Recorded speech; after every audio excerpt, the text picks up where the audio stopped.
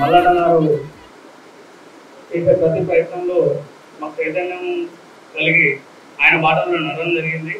గతంలో కూడా ఉమ్మడి వరంగల్ జిల్లాలో మల్లన్న టీంలో పనిచేయడం జరిగింది.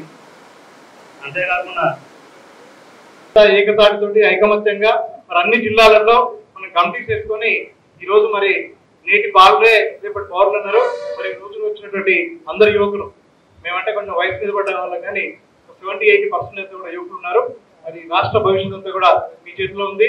కాబట్టి మరి మనం స్టూడెంట్స్ ను ఎక్కువగా మోటివేట్ చేసి నిరుద్యోగం మీద బాగా ఫోకస్ చేసి మనం అన్ని జిల్లాలలో కనుక మోటివేట్ చేస్తే వచ్చేటువంటి 2028 ఎన్నికలలో తప్పకుండా మన బీసీ రాజ్యాధికారంలోకి వస్తుందనేది ఈ సందర్భంగా మీ అందరూ తెలియజేస్తూ మరి టీఆర్పీ పార్టీలో హన్మకొండ జిల్లాలో అంటే మనది వాస్తవానికి ఆత్మకూరు ప్రాపర్.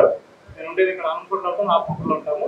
హన్మకొండ జిల్లా బాధ్యతలు నేర్పించినా కూడా పనిచేయడానికి సుముఖంగా ఉన్నాను మీ అందరికీ తెలియజేస్తూ ఈ అవకాశం ఇచ్చినందుకు ప్రత్యేక ధన్యవాదాలు. ఎంతో అధికారం అనేది రావాలి. అందులో జెంట్స్ ఎట్లాగా వస్తున్నారు బయటికి, లేడీస్ కూడా కొంతమంది మా వంతు సహకారంగా మేము కూడా ఇందులోకి వచ్చాము.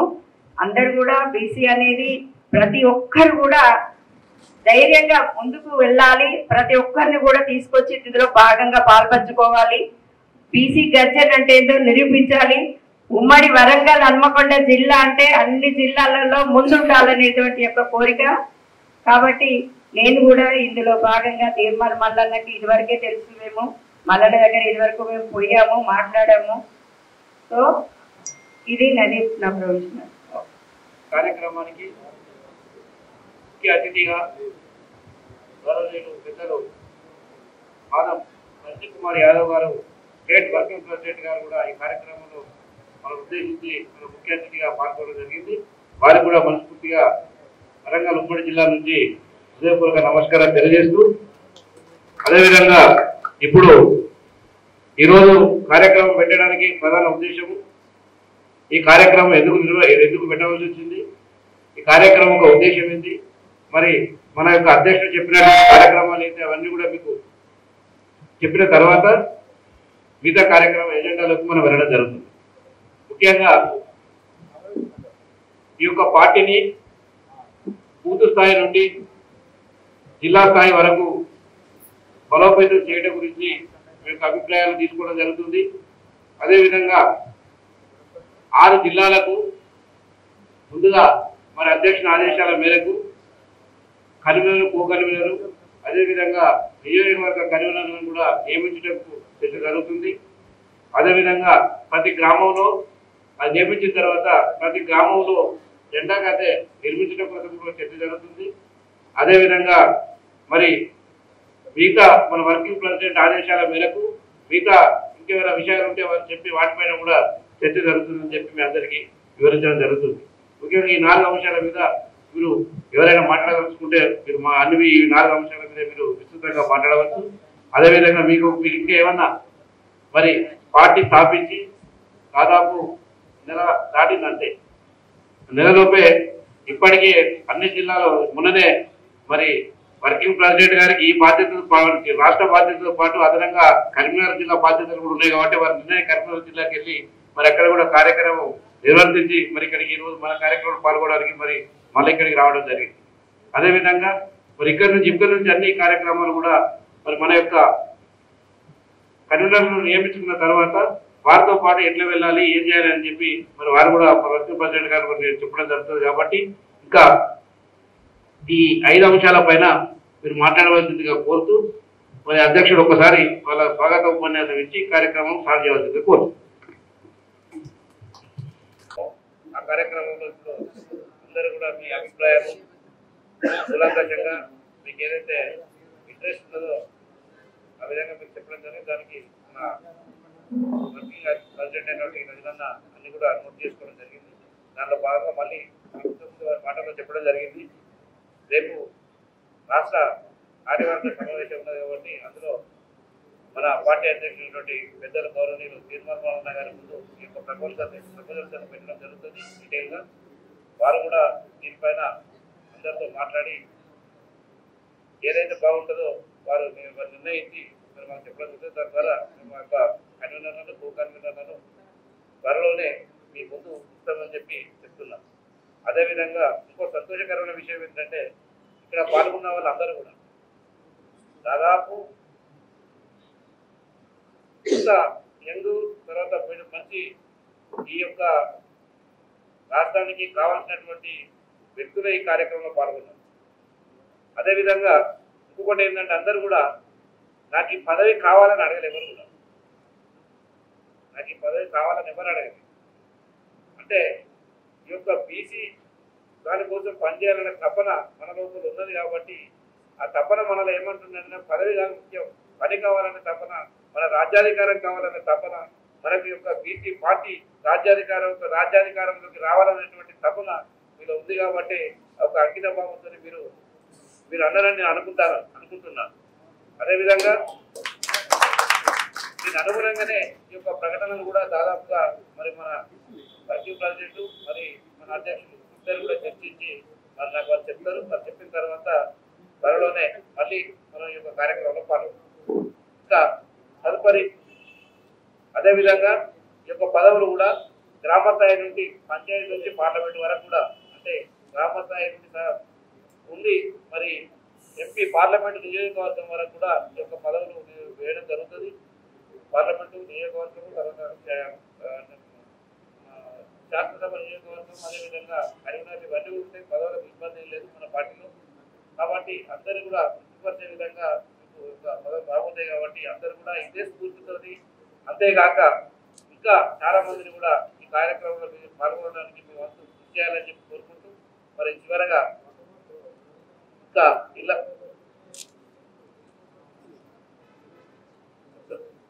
అయితే ఇవాళ ఇప్పటికే మీరు బహుశా గత 10-15 ఏళ్ల నుంచి వారి తీర్మానం వలన పడుతున్నటువంటి శ్రమ కావచ్చు, వారు పడుతున్నటువంటి ఆరాటం కావచ్చు, వారు చేస్తున్నటువంటి కృషి కావచ్చు, అందరూ మరి మీరు చూస్తూనే ఉన్నారు.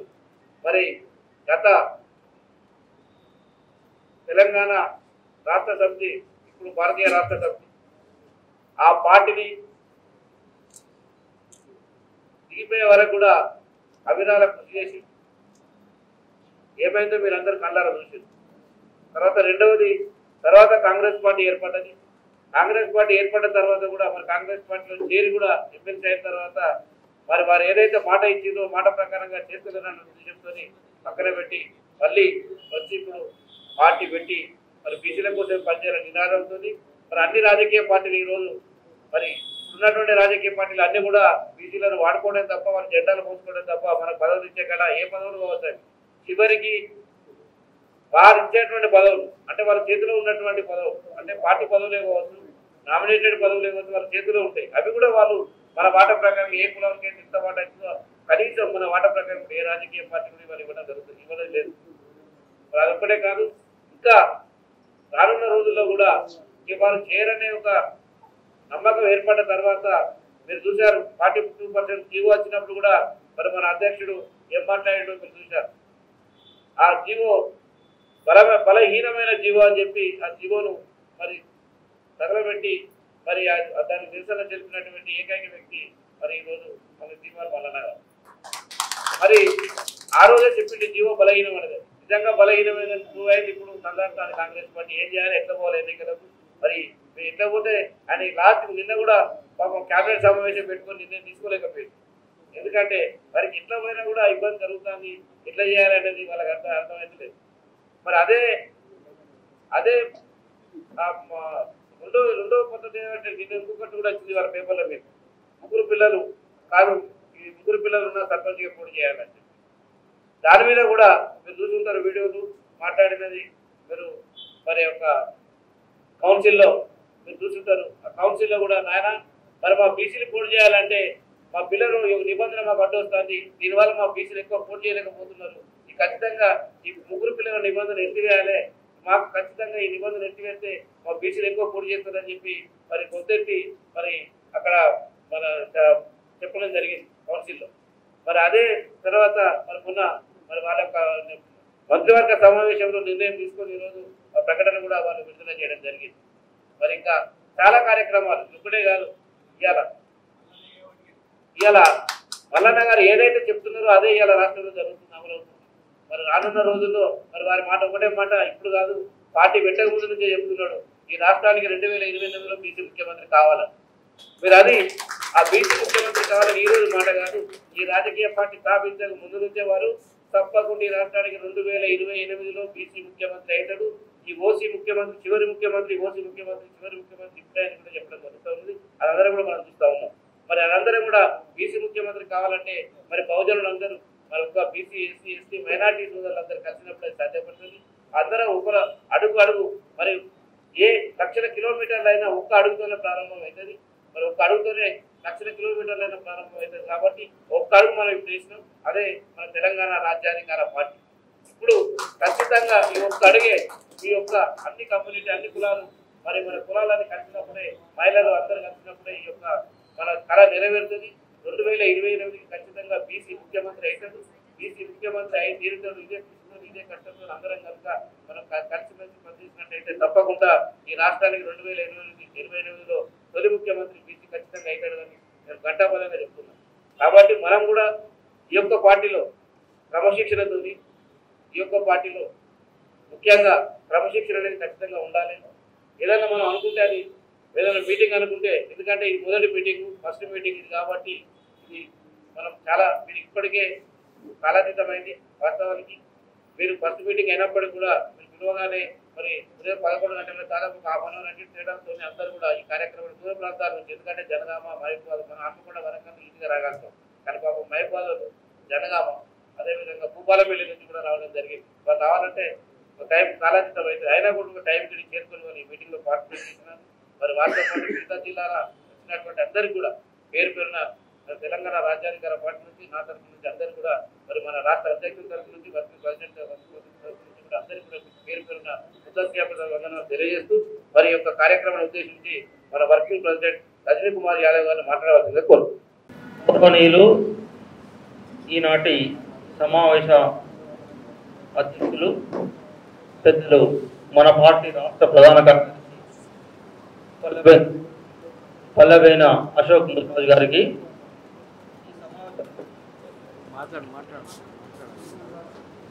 ఈ సమావేశానికి ఉమ్మడి వరంగల్ జిల్లా వ్యాప్తంగా హాజరైనటువంటి పెద్దలందరికీ కూడా నమస్కారాలు తెలియజేసుకుంటూ, సమావేశ ఎజెండా ఏంటో మీకు అశోక్ అన్నతో పాటు నేను కూడా మొదట్లో వివరించినాం.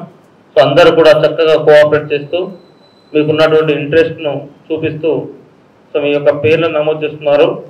సో అందరికి కూడా ఇంత క్రమశిక్షణగా ఈ సమావేశం నిర్వహణ చేయడంలోనూ దీన్ని విజయవంతం చేయడంలోనూ అందరూ సహకరించారు. సహకరించిన మీ అందరికీ కూడా పేరు పేరున శిరస్సు వంచి కృతజ్ఞతలు ధన్యవాదాలు తెలియజేసుకుంటూ, సో మిత్రులారా, తెలంగాణ రాష్ట్రంలో తీన్మార్ మల్లన్న కంటే ముందు, తీన్మార్ మల్లన్న తర్వాత మల్లన్నపై వచ్చినటువంటి విమర్శలు, మల్లన్న చేసినటువంటి కార్యక్రమాలు, సో ఇవన్నీ కూడా మీకు వివరించాల్సినటువంటి సమయం వచ్చిందనుకుంటున్నాను. 2014లో మొట్టమొదటిసారిగా తీన్మార్ మల్లన్న అనే ఒక జర్నలిస్టు తెలంగాణ రాష్ట్ర రాజకీయాలలో కాంగ్రెస్ పార్టీ నుండి పట్టభద్రుల ఎమ్మెల్సీ అభ్యర్థిగా పోటీ చేశాడు. 2014లో మొదలైనటువంటి ఆ ప్రయాణం 2024లో మనం దరిచేరింది. సరిగ్గా 10 సంవత్సరాల తర్వాత మల్లన్న అనుకున్నటువంటి ఒక లక్ష్యం, ఒక అడుగు విజయవంతం కాగలిగింది. సో ఈ 10 సంవత్సరాల కాలం పాటు మల్లన్న పైన వచ్చినటువంటి విమర్శలు కావచ్చు, లేదా మల్లన్న ప్రజలను ప్రభావితం చేసినటువంటి తీరు కావచ్చు. సో ఈ 2 అంశాలు కూడా మీ ముందు పెట్టాల్సినటువంటి అవసరం ఉన్నది. ఎందుకంటే వ్యక్తిగతంగా నాకు మల్లన్నతో 2010లో పరిచయం, మా ఇద్దరికి ఉన్నటువంటి పరిచయం 2010. ఆయన ఒక జర్నలిస్టు, నేను ఒక జర్నలిస్టు, ఇద్దరం ఒక్కొక్క ఛానల్లో పనిచేసుకుంటూ అట్లా ఏర్పడినటువంటి మా స్నేహ బంధం అది రాజకీయ బంధంగా కూడా మారింది.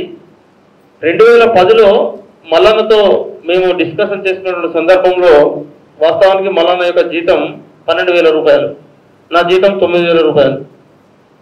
జీతం, జీవితం, కుటుంబం, సమాజం, సో ఈ అన్నిటిపైన చాలా గంటలు, రోజుల తరబడి మా మధ్య ఫ్రెండ్స్ మధ్యలో ఏ రకమైన చర్చలు జరుగుతూ ఉంటాయి, ఆ రకమైనటువంటి చర్చలు జరుగుతూ ఉంటాయి. 2011లో తెలంగాణ ఉద్యమం ఉధృతంగా కొనసాగుతున్నటువంటి సమయంలోనే తీన్మార్ మల్లన్న ఒక మాట చెప్పిండు. తెలంగాణ రాష్ట్ర ఉద్యమం అనేది తెలంగాణ ప్రజలందరం కూడా ఒక గాడిలో పడి కొట్టుకుపోతున్నటువంటి ఉద్యమం ఇది తెలంగాణలో ఉన్నటువంటి అట్టడుగు వర్గాలకు ఉపయోగపడేటువంటి ఉద్యమం కాదనేటువంటి ఒక చర్చ మా ఇద్దరి మధ్యలో మొదలైంది. అట్లంటావు ప్రొఫెసర్ జయశంకర్ సార్ ఇచ్చినటువంటి మనకు తెలంగాణకు జరిగినటువంటి అన్యాయాలకు సంబంధించి ఆయన ఇచ్చినటువంటి పుస్తకాలు, ఆయన ఇచ్చినటువంటి మెటీరియల్ మన ముందున్నది. అట్లనే ఏ స్వార్థం లేని కోదండరాం లాంటి వాళ్ళు తెలంగాణ జేఏసీకి కన్వీనర్గా ఉన్నారు. సార్ ఒక రాజకీయ పార్టీని పెట్టినటువంటి కేసీఆర్ తెలంగాణ ఉద్యమంలో ముందుండొచ్చు.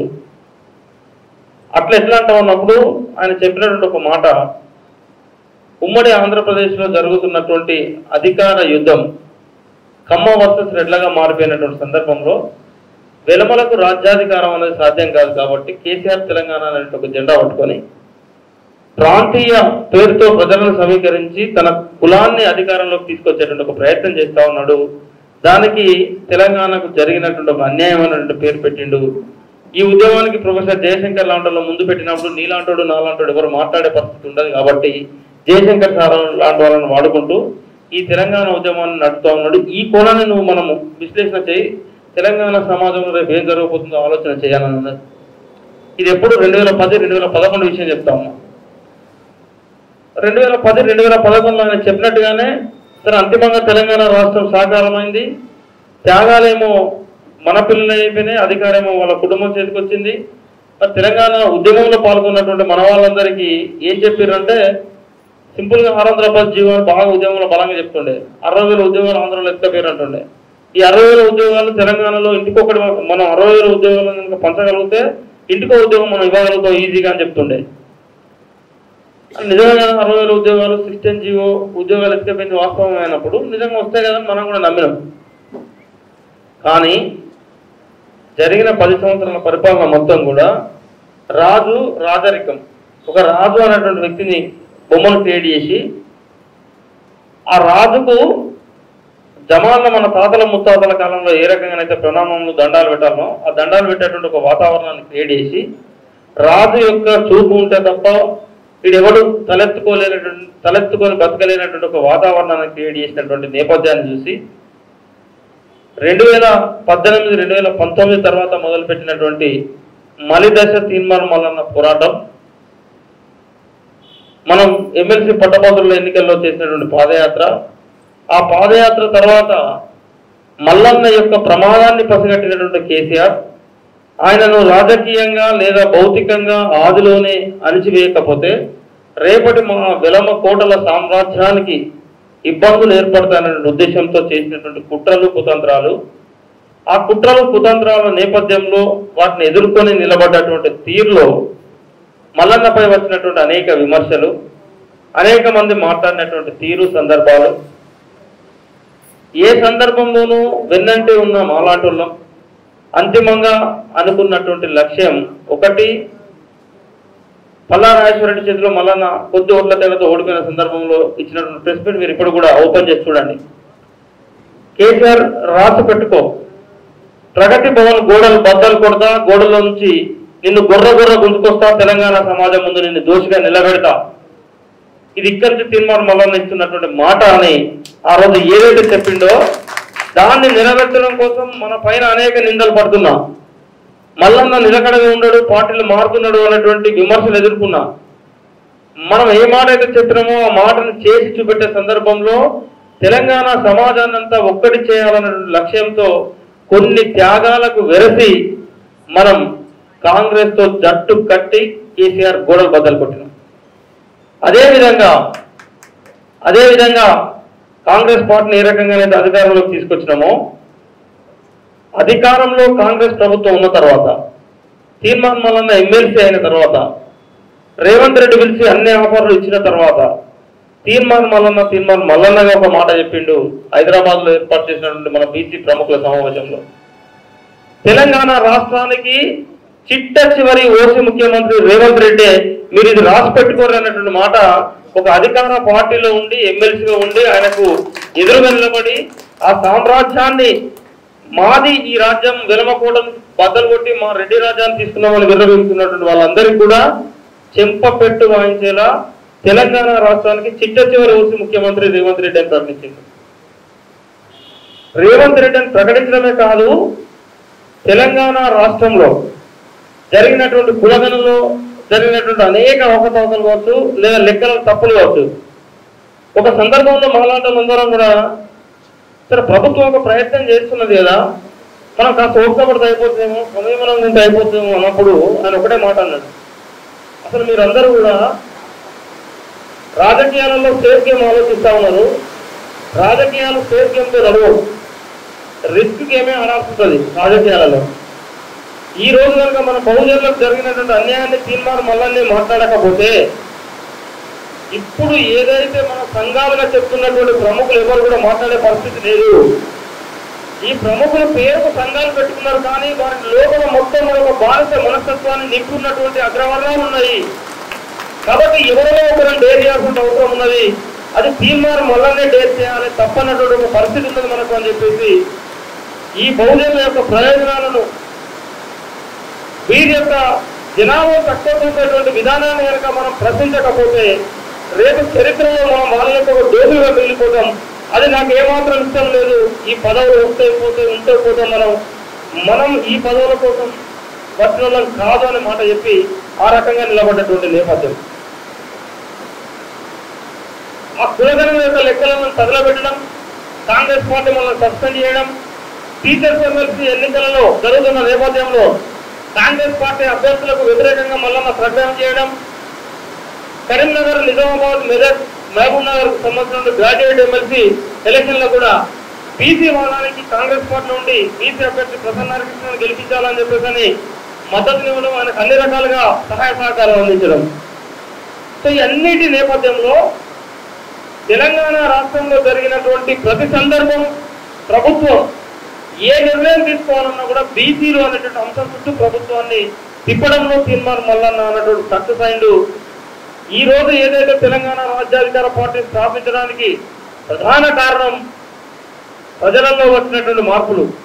ఇక్కడ కూర్చున్నటువంటి మీరందరూ కూడా, మనమందరం కూడా ఈ నూతన రాజకీయ పార్టీలో అట్టడుగు వర్గాలకు నాయకత్వం వహించాలి, ఆ ప్రజలకు ఏదో చేయాలనేటువంటి తపన ఉండి పనిచేద్దామన్నటువంటి ముందుకు వచ్చిన తప్ప మీరందరూ కూడా ఏదో స్వార్థంతో ఈ కార్యక్రమాన్ని పూర్తి చేసుకొని పోదామనుకున్న కాదు. వాస్తవానికి ఒక రాజకీయ పార్టీ సక్సెస్ ఫెయిల్యూర్, ఒక ఉద్యమ సంస్థ సక్సెస్ ఫెయిల్యూర్. సో ఇవన్నిటిని మనం చూసినప్పుడు మీరు రెండు విషయాలు గుర్తుపెట్టుకోండి ఎప్పుడైనా. ఒకటి, తీర్మానం మల్లన్న అన్నటువంటి మీద ఎన్ని విమర్శలు చేసినా, ఎన్ని కుట్రలు చేసినా, ఎన్ని ఇబ్బందులు పెట్టినా ఆయన ఎక్కడైతే ఓడిపోయిండో అక్కడే గెలిచి చూపెట్టిండో, అక్కడనే చట్టసభలోకి అడుగు పెట్టగలిగిండు. ఇది ఆయన సాధించినటువంటి విజయం. అట్లనే ఆయన పైన విమర్శలు చేసిన వాళ్ళు ఎవరైతున్నాడో, అరే ఆయన టీవీ పెడితే టీవీ పెట్టినాడు, ఆయన పేపర్ పెడితే పేపర్ పెట్టినాడు, ఆయన పార్టీ పెడితే పార్టీని ముంచిస్తామన్నాడు, ఆడెవరు కనబడతాడు. ఇలా వాడోడు వీడోడు, ఆశలు కోటి ఈశలు కోటి, ఆ పావురం ఒకటి ఈ పావురం ఒకటి, ఎగిరేటువంటి పావురాలు ఇలా పావురాలన్నీ కూడా పావురాల గుంటనే మాయమైనట్టుగా అవి కూడా కనబడకుండా పోయింది. కానీ మల్లన్న అన్నట్టు నిలబడిండు. ఆ రోజు చెప్పినటువంటి విధంగా ఈ రాజ్యంలో, ఈ రాష్ట్రంలో ఎస్సీ, ఎస్టీ, బీసీ, మైనార్టీ ప్రజలందరినీ కూడా ఒక్కతాటిపైకి తీసుకొచ్చేటువంటి ప్రక్రియలో ముందడుగు వేస్తా, వాళ్ళ కోసం నిలబడతా చెప్పినట్టుగానే నిలబడ్డాడు. రేపటి రోజున ఈ పార్టీ కూడా ఏదో మనం అనుకున్నంత ఈజీగా, ఇప్పుడు అందరికీ డౌట్స్ ఉంటాయి, అరే అంత ఈజీ అరవై మనం పార్టీ పెట్టి ముందు పోతా అంటే 1000 కోట్లు కావాలి, 2000 కోట్లు కావాలి, 1,00,000 కోట్లు కావాలి. మరి మల్లన్న దగ్గర ఎన్ని డబ్బులు ఉన్నాయి, ఎన్ని డబ్బులు చేయగలుగుతాడు, పైసలు లేకపోతే ఎట్లా నడుస్తుంది పోయి. అనుమానాలు కూడా నిజమే, మనం ఎవరు కూడా తప్పడానికి లేదు. అనుమానాలు కూడా ఎందుకు వస్తున్నాయి మనకు? ప్రధాన రాజకీయ పార్టీలుగా చెప్తున్న వాళ్ళందరూ కూడా సిద్ధాంతపరమైన రాజకీయాలు తెలంగాణలో కనుమరుగైపోయినాయి. సిద్ధాంతాలు హోగయా. పబ్లిక్ మీటింగ్ పోతే ఎంత, ప్రచారం చేస్తే ఎంత, బొట్టు పెడితే ఎంత, కొబ్బరికాయ కొట్టితే ఎంత, మంగళవారం పెడితే ఎంత, నువ్వెంతమందిని తీసుకొస్తానో, నేనెంతమంది తీసుకొస్తానో, పొదువుగా ఎవరికి ఎంతమంది చాలా.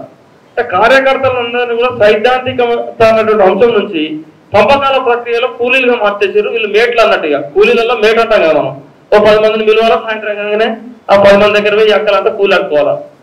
సో అట్లా మేట్లుగా రాజకీయ పార్టీల కార్యకర్తలు మార్చిన తర్వాత సిద్ధాంతం కోసం పనిచేసేటువంటి నాయకులు, కార్యకర్తలు ప్రస్తుతం సమాజంలో కరువైపోయారు. ఎవడవునన్నా కాదన్నా నిజం ఇది. అరే పొద్దుగాల కూర్చున్నావు పోయి ఏం తెచ్చినావు అని చెప్పి ఇంట్లో పోతే ఇంట్లో అడిగే పరిస్థితి వీళ్ళను. పాపం మా అక్కలకైతే ఇంకో రకమైన సమస్య ఉన్నది వాస్తవం. కానీ సమాజంలో ఇంత విపత్కర పరిస్థితులు ఉన్నప్పుడు కూడా మనం ఒక కొత్త రాజకీయ పార్టీని ఏర్పాటు చేసి దాని సంస్థాగత నిర్మాణం కోసం బయలుదేరి సంస్థాగతంగా మన పార్టీని బలోపేతం చేసుకోవడంతో పాటు ప్రధాన రాజకీయ పార్టీల కోటలు బద్దలు కొట్టి మన టార్గెట్ 2028 అని చెప్పేసి గర్వంగా సగర్వంగా చెప్పుకుంటూ ముందుకెళ్తున్నామంటే ఫస్ట్ ఆ 1000 కోట్లు 2000 కోట్లు ఇవన్నీ బలాదు. ఇంత గర్వంగా మల్లన్న చెప్తున్నాడంటే దానికి కారణం కమిట్మెంట్ తో పనిచేసేటువంటి ఒక 100 మంది కార్యకర్తలు. వాళ్ళందరికీ కూడా ఈ సమాజం పైన ప్రేమ ఉన్నది, ఈ సమాజంలో ఏదో మార్పు కావాలనేటువంటి తపన ఉన్నది. వాళ్ళందరూ నడుం కట్టితే ఖచ్చితంగా మనం అనుకున్న లక్ష్యాన్ని పోవచ్చు అనేటువంటి ధైర్యం ఉన్నది. అందరూ అన్ని డబ్బులతో అయితే అనుకుంటే లేదా అన్ని ఇంకో బలంతో అయితే అనుకుంటే భ్రమనే కాలేవు. ఒక్కొక్క దానికి ఒక్కొక్క సందర్భం కావాలి. బాగా డబ్బులున్న రాజకీయాలలో రాణించాలనుకుంటే, బాగా డబ్బులున్న రాజకీయాలు చేయాలనుకుంటే ముఖేష్ అంబానీ అనిల్ అంబానీకి ఇచ్చిన డబ్బులు ఎవరి దగ్గర చెప్పండి దేశంలో? అట్లా అని డబ్బులు లేకపోతే ఏం చేయలేమంటే డబ్బులు లేకపోతే కూడా ఏం చేయకుండా ఉండలేము. సో ఈ రాజకీయాలలో ప్రస్తుతం ఉన్నటువంటి పరిస్థితులలో ఎవరికైనా సాగు పోదామంటే దండ వేయాలంటే 200-300 కావాలి, దండకు 200-300 కావాలి, పోయేస్తే 1000 రూపాయలు కావాలి. ఇంటికెళ్ళి బయటకి వెళ్తారు లీడర్ ఉన్నటువంటి నేపథ్యం. సరే ఇంట్లో చిన్న ఫంక్షన్ ఎవరైనా పోదామని పోతే చిన్న గిఫ్ట్ కూడా 2000 కావాలి, ఉత్తర పోలేనటువంటి వాతావరణం. సరే ఇవన్నీ వాస్తవాలే. అయినప్పటికీ మనగా మనం బతుకుతూ మన కుటుంబాన్ని బ్రతికిస్తూ ఈ సమాజంలో మార్పు కోసం బయలుదేరుతున్నటువంటి మనం అందరం కూడా ఆర్థికంగా నిలదొక్కోవాల్సిన అవసరం ఉన్నది. ఆ ఆర్థికంగా నిలదొక్కుని మనం సంపాదించే ప్రతి 10 రూపాయలు ఒక 2 రూపాయలు సమాజం కోసం ఖర్చు పెట్టేటువంటి సందర్భంలో ఈ రాజకీయాల్లో సమాజ మార్పు కోసం ప్రయత్నం చేయాల్సిన అవసరం ఉన్నది. 10 రూపాయల మేమే వారు కూడా మనకే తృప్తి ఉంటుంది. 100 సంపాదించాల్సిందే 10 రూపాయలు సమాజం కోసం ఖర్చు పెట్టాల్సిందే. 90 రూపాయల్లో 20 రూపాయలు నీ కోసం, 70 రూపాయలు కుటుంబం కోసం. సింపుల్. బట్ ప్రాక్టికల్గా మాటలు చెప్పడం ఈజీ, దాన్ని ప్రాక్టికల్గా చేసేటప్పుడు కొన్ని ఇబ్బందులు ఉంటాయి. అయినప్పటికీ దీనికి అధైర్యపడాల్సిన అవసరం లేదు. రాజకీయాల్లో మనకు అన్నీ వస్తాయి, అంగులు వస్తాయి, ఆర్భాటాలు వస్తాయి, అవసరాలు వస్తాయి. ఎందుకనంటే మీరు ఒక ఎగ్జాంపుల్ చెప్తా. తెలంగాణతో పాటు మన ఆంధ్రప్రదేశ్లో వస్తుంది. బీసీ నాయకులు కూడా హెలికాప్టర్లో దిగి సభ పెడతారు అనేటువంటి చూపించినటువంటి పార్టీ నాయకుడు మన నాయకుడు. హెలికాప్టర్ చేయగలిగిన వాళ్ళం, 1,00,000 మంది గ్రౌండ్ బుక్ చేయగలిగిన వాళ్ళం, 50,000 మందిని గ్రౌండ్లో తెప్పించగలిగిన వాళ్ళం. ఉమ్మడి జిల్లా వ్యాప్తంగా ప్రతి జిల్లాలో ఒక 500 మందితో మీటింగ్లు పెడతా ఉన్నాం. మల్లన్న లేకుండా, మల్లన్న వచ్చి మీటింగ్ పెట్టడం వేరు. కథానాయకుడు లేకుండా సినిమా నడిపించగలుగుతున్నాం. కాబట్టి ఫస్ట్ మన పైన మీరు, మీ పైన మీరు విశ్వాసం ఉంచండి. ఈ సమాజాన్ని నేను మార్చగలుగుతా, నేను ఒక నాయకుని ఎదగలుగుతా. సంపూర్ణంగా నా అత్తడి వర్గాలు ఇన్నాళ్ళు విఫలమైంది ఎక్కడ? మనం ఓట్లేమో కింది స్థాయిలో ఉన్నాయి. ఓట్లు ఎక్కడున్నాయి? సాకలోళ్ళ ఇంట్లో, మంగళోళ్ళ ఇంట్లో, గొల్లోళ్ళ ఇంట్లో, ముదిరాజోళ్ళ ఇంట్లో, మునూరు కాపోళ్ళ ఇంట్లో, పద్మశాలోళ్ళ ఇంట్లో, గౌలోళ్ళ ఇంట్లో, ఇవన్నీ ఊర్లలో పోతే ఈ కులాల దగ్గరనే ఓట్లు ఉన్నాయి. మన నాయకులు ఎక్కడున్నారు? ప్రెస్ మీట్ దగ్గర ఉన్నారు. పోనీ మన నాయకులు ఎవరు ఉన్నారా అని చెప్పేసి ఎదురు చూద్దాం ఉంటే ఎక్కడ కనబడతారు? ప్రెస్ మీట్ పట్టుకోవడం, ప్రెస్ మీట్ పెట్టడం, ప్రెస్ మీట్ పెట్టి రేవంత్ రెడ్డి 2 సీట్లు, కేసీఆర్ 2 సీట్లు, కొంచెం గట్టిగా గరంగా అనగానే ఏ సంగతి సాయంత్రం పోదామని పోయి సెటిల్ చేసుకోవడం. ఓటర్లకు ఏమైపోయిందంటే నీ అమ్మాయి వీళ్ళు ఎన్నటికి మారారా భయ్, మా వాళ్ళంతా ప్యాకేజ్లో పార్టీ అనేటువంటి ఒక సిచ్యువేషన్ ఉంది. అంటే వాళ్ళని కూడా నేనేం తప్పు పడతలేను. సరే మంచి వచ్చాడు, ఆ మైక్లలోనో ఆ ప్రెస్ మీట్లలోనో ఆ వాదనలో బతికించే ప్రయత్నం చేసిన ఒక పాజిటివ్ వాతావరణంతో చూసినాం మనలాంటిలో. ఎవడో మాట్లాడుతున్నాడు రాబాయి అని. కానీ వాస్తవం ఏంటంటే మనం చేయాల్సినటువంటి కర్తవ్యం ఇప్పటిదాకా ఈ సంఘాల నాయకులను అరే మీరు ఆ లీడర్ని ఒక్కటి చేయాలి, మళ్ళీ ఈ లీడర్ని ఒక్కటి చేయాలి, ఈ లీడర్ని పక్క పెట్టుకోవాలి, ఆ లీడర్ని పక్క పెట్టుకోవాలంటే ఒక సందర్భం వస్తున్నప్పుడు మళ్ళీ అన్నాడు ఇంకొక 5 సంవత్సరాలు కష్టపడ్డ నాయకులను ఒక్కటి చేయలేము. నేను ప్రజలను ఒక్కటి చేస్తే రాజ్యం వస్తుంది తప్ప నాయకులు ఒక్కటి చేస్తే రాజ్యం రాదు. ఆ ప్రజలను ఒక్కటి చేసే పనికి నేను పోతున్నా అని చెప్పేసి మళ్ళీ ప్రకటించాను. అరే ప్రజలు ఒకటైన తర్వాత నాయకుడు ఎక్కడ పోతాడే? అవునా, జంగిల్ నాకు వ్యక్తిగతంగా ఇబ్బంది ఉండొచ్చు. ప్రజలందరూ కలిసి జంగిల్ నువ్వు అరే మన ప్రజలందరం వీడున్నావు తీరన్నా, నువ్వు గాడెక్కడం అంటే ఏం చేస్తావు తీరన్నా? ప్రజలు ఉన్న దగ్గర నాయకుడు ఉండాల్సిందే. కాబట్టి ప్రజల్ని ఒక్కడి చేసే పనికి మనం అందరం బయలుదేరుతా ఉన్నాం. ఇలా ప్రజలు ఒక్కడే ద్వారా నాయకులందరినీ కూడా మన కూటలో రప్పించే ప్రయత్నం జరుగుతుంది. కాబట్టి అధైర్యపడకుండా మన వర్గాల దగ్గర అసలు పదార్థం అంతా అక్కడ ఉన్నది. ఆ పదార్థాన్ని చూసుకొని ఆ పదార్థం వద్దకు ఇప్పటిదాకా ఫలాలు రానియే వాళ్ళు. రేపటి మన పని మన వర్గాల దగ్గరికి అధికార ఫలాలు తీసుకోకూడదు. తెలంగాణ రాష్ట్రంలో ఉన్నటువంటి బీసీలకు 1,00,000 కోట్ల రూపాయల బడ్జెట్ ప్రకటించిన పార్టీ తెలంగాణ రాజ్యాధికార పార్టీ. 1,00,000 కోట్లు ఎట్లయితే అడిగిన ఒక మిత్రుడు, హైదరాబాద్ మీరు సాగునీటి ప్రాజెక్టులకు 50,000 కోట్లు అన్నారు. ఎన్ని ప్రాజెక్టు కట్టింది ఇప్పుడు దాకా ఎన్ని ఎకరాలు నీళ్ళు ఇచ్చారు? లెక్కలు లేవు, ఎవరికి లెక్కలు లేవు. మీ బడ్జెట్లో మీరు ఏం పెట్టిన మామూలకు, గొర్రెలకు, బర్రెలకు, మా సంక్షేమాలకు అని చెప్పేసి చెప్పుకొచ్చారు. ఎన్ని పెట్టారు మీరు? 25,000 కోట్లు, 30,000 కోట్ల రూపాయలు. ఎన్ని రిలీజ్ చేశారు? 5,000 కోట్లు, 3,000 కోట్లు, 2,000 కోట్లు కూడా రిలీజ్ కాల. 3,00,000 కోట్ల రూపాయలు ఉన్నటువంటి ఈ రాష్ట్ర బడ్జెట్లో ప్రభుత్వం నడవడానికి 1,00,000 కోట్లు అవసరం. రిమైనింగ్ 2,00,000 కోట్లు. ఈ 2,00,000 కోట్లలో మా బీసీల జనాభా నువ్వు చెప్తున్న లెక్క 56% అయినప్పుడు మాకు 56% బడ్జెట్ ఎందుకు రావద్దు చెప్పు. ఇప్పుడు నువ్వు చెప్తున్న లెక్క ప్రకారంగా 3,00,000 కోట్లు సర్కారు ఉద్యోగులకు, పెన్షనర్లకు, ప్రభుత్వ రంగ సంస్థలు రావడానికి నీకు 1,00,000 కోట్లు పక్క పెడతాం. 3,00,000 కోట్లలో 2,00,000 కోట్లు ఉంటాయి కదా. ఈ 2,00,000 కోట్లలో మా జనాభా 56.37% అని నీ దొంగ లెక్కలు చెప్పినాయి కదా. మా లెక్క వేరు. మళ్ళా మరి 56.37% ఉన్నప్పుడు 2,00,000 కోట్లలో మాకు ఎన్ని రావాల పైసలు చెప్పాను నేను. 1,07,000 కోట్లు. మేము ఇంకా 7,000 కోట్లు తక్కువ, మాకు 1,00,000 కోట్లే కావాలంటున్నాం. 1,00,000 కోట్లు బీసీల బడ్జెట్ ఒక 5 సంవత్సరాలు ఒక ప్రభుత్వం ఖర్చు పెట్టగలిగితే 5,00,000 కోట్ల రూపాయలు బీసీల భవిష్యత్తు ఎట్లుంటుందో ఒకసారి అంచనా వేసుకోండి. ఒక్కసారి గవర్నమెంట్ వస్తే మళ్ళీ ఒక 20 ఏళ్ల పాటు ఇంకొక రాజకీయ పార్టీ అధికారంలో రావడం అనే పరిస్థితి ఉండదు. అంత బ్రహ్మాండంగా రేపటి మన పార్టీ యొక్క ఎజెండాలు ఉండబోతున్నాయి. కాబట్టి మీరందరూ కూడా మీరు ఇచ్చినటువంటి మీ ఆశాభావాల లిస్టు, మీ యొక్క ఇంట్రెస్ట్ అన్నింటినీ కూడా అశోక్ అన్న నేతృత్వంలో నోట్ చేస్తున్నాం. కాబట్టి ఇవన్నీ కూడా రేపు మన పార్టీకి సంబంధించిన రాష్ట్ర కార్యవర్గ సమావేశం జరగబోతా ఉన్నది. ఈ రాష్ట్ర కార్యవర్గ సమావేశంలో మీ యొక్క ప్రపోజల్స్ అన్ని కూడా రాష్ట్ర కమిటీ గౌరవ అధ్యక్షుల ముందు పెడతాం. మన పార్టీ రాష్ట్ర అధ్యక్షులు అదేవిధంగా రాష్ట్ర కార్యవర్గం ఎవరెవరికి ఏ స్థానాలను కేటాయించాలనో తుది నిర్ణయం తీసుకుంటుంది. కాబట్టి వారు ఇచ్చినటువంటి ఆదేశాలను, వారు ఇచ్చినటువంటి స్థానాలకు మీరు తప్పకుండా న్యాయం చేస్తారు, చేయగలగరని పూర్తి స్థాయి విశ్వాసం వ్యక్తం చేస్తూ భవిష్యత్తులో ఎవరికైనా ఒకరిద్దరికి ఊహించినటువంటి లేదా అనుకున్నటువంటి పదవులు రాకపోయినా వారికి సముచిత గౌరవాన్ని ఇచ్చే బాధ్యత పల్లపోయిన అశోక్ ముదిరాజన్న తీసుకుంటాడు. అందరిని అకామిడేట్ చేసే బాధ్యత తీసుకుంటాం.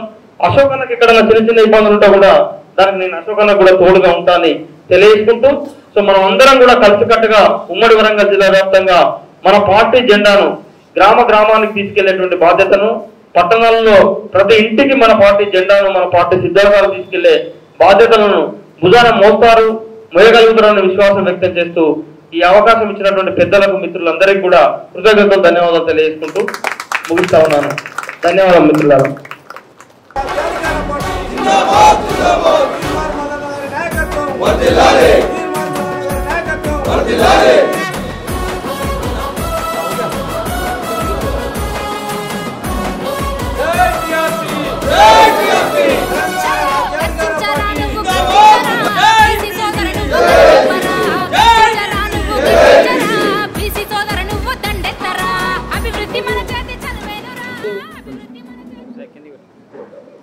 హన్మకొండ పట్టణంలో శారదా ఫంక్షన్ హాల్లో మరి ఉమ్మడి జిల్లా ముఖ్య నాయకుల సమావేశం ఏర్పాటు చేయడం జరిగింది.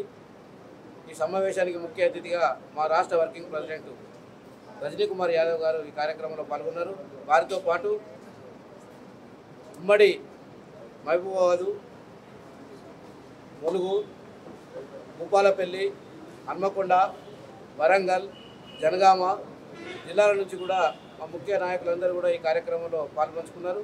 మరి ఈరోజు మా ప్రధానమైన ఎజెండా మా తెలంగాణ రాజ్యాధికార పార్టీ ఇచ్చిన పిలుపు మేరకు మా యొక్క జిల్లా కన్వీనర్, కో కన్వీనర్లు, మరి అదేవిధంగా నియోజకవర్గ కన్వీనర్లను కూడా నియమించడం కోసం చర్చ జరిగింది. ఆ చర్చలో భాగంగా అందరూ కూడా మా నాయకులందరూ కూడా వారి అభిప్రాయాలు చెప్పడం జరిగింది. వారి అభిప్రాయాలన్నీ కూడా రిజర్వ్ చేసుకొని రేపు మా రాష్ట్ర కార్యవర్గ సమావేశంలో మా రాష్ట్ర అధ్యక్షుని దృష్టికి తీసుకెళ్లడం జరుగుతుంది. ఆ అధ్యక్షుని తీసుకున్న తర్వాత వారు ఇచ్చినటువంటి ఆదేశాల మేరకు మరొక వారం రోజుల లోపల మరి మా యొక్క జిల్లాల కన్వీనర్ కోఆర్డినేటర్ నియామకం కూడా జరుగుతుందని తెలియజేస్తున్నాను. అంతేగాక ముఖ్యంగా మా పార్టీ ఏర్పడిందే మరి మేమెంతో మాకంత నినాదంతో మరి కొద్దిమంది ఉన్నవాళ్ళు ఇచ్చుడేంది, ఇంతమంది ఉన్న వాళ్ళని తీసుకోవడం ఏంది, ఈ యొక్క రాజ్యాధికారం లోపల ఈ యొక్క తెలంగాణ లోపల మరి పిరికడు ఉన్నోళ్ళు ఇవ్వగలుగుడు మరి గంపడు ఉన్నోళ్ళు తీసుకోవడం నినాదం అనేది ఒక తప్పు అనే నినాదంతో మరి మా మల్లన్న గారు మరి ఒక తెలంగాణ రాజ్యాధికార పార్టీ ఏర్పాటు చేయడం జరిగింది. వారి యొక్క ఆలోచన మేరకే ఈరోజు గ్రామ స్థాయి నుంచి పంచాయతీ నుంచి పార్లమెంట్ వరకు కూడా అనేక స్పందన గ్రామాల్లో కనబడుతున్నది. ఆ స్పందన మేరకే మేము ఈ యొక్క అతి త్వరలో లోపలే గ్రామాలను కూడా వెళ్ళి మరి గ్రామాన మా పార్టీ జెండా గద్దె నిర్మించి మరి గ్రామాన కూడా మా అధ్యక్షుని పిలుపు మేరకు గ్రామాన కూడా పార్టీ నిర్మించడానికి కోసం ఇక్కడ ఉన్న వాళ్ళందరూ కూడా మా తెలంగాణ రాజ్యాధికార పార్టీ ఒక సైనికుల్లాగా పనిచేసి ఈ యొక్క కార్యక్రమాన్ని విజయవంతం చేయడం లోపల వీళ్ళందరూ కూడా కార్యోన్ముఖులై మరి యొక్క ఉమ్మడి జిల్లా వ్యాప్తంగా కూడా త్వరలోనే మేము పర్యటనలు కూడా చేస్తామని చెప్పి తెలియజేస్తున్నాం. కూడా పేరు పేరున నమస్కారాలు తెలియజేసుకుంటూ ఈరోజు ఉమ్మడి వరంగల్ జిల్లా టీఆర్పీ పార్టీకి సంబంధించిన ముఖ్య నాయకులు కార్యకర్తల సమావేశం జరిగింది. సరే, మా అశోక్ అన్న చెప్పినట్టుగా నాయకులు కార్యకర్తల యొక్క అభిప్రాయాలన్నింటినీ కూడా సేకరించాం. రేపటి జరిగేటువంటి రాష్ట్ర కార్యవర్గ సమావేశంలో ఈ జిల్లా కన్వీనర్లు కో కన్వీనర్ల ఎంపిక ఉంటుందని తెలియజేసుకుంటూ తెలంగాణ రాష్ట్రంలో అగ్రవర్ణ పార్టీల యొక్క కోటలను బద్దలు కొట్టి బహుజన రాజ్యం స్థాపించే దిశగా తెలంగాణ రాజ్యాధికార పార్టీ ఏర్పాటు చేయడం జరిగింది. ఈ తెలంగాణ రాజ్యాధికార పార్టీని సంస్థాగతంగా బలోపేతం చేసేటువంటి క్రమంలో ఇన్నాళ్ళు మేమే తెలంగాణకు ఛాంపియన్ అని చెప్పుకుంటున్నటువంటి రాజకీయ పార్టీల అన్నిట్లో కూడా ఒక వణుకు మొదలైంది.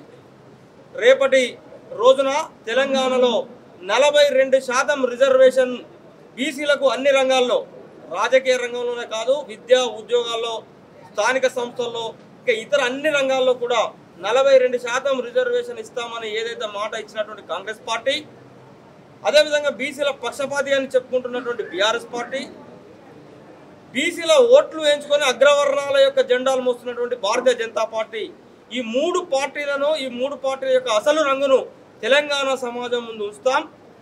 తెలంగాణలో ఉన్నటువంటి మా వర్గాల ప్రజలందరినీ కూడా ఐక్యం చేస్తాం. తెలంగాణలో బహుజన రాజ్యాన్ని స్థాపించబోతున్నాం.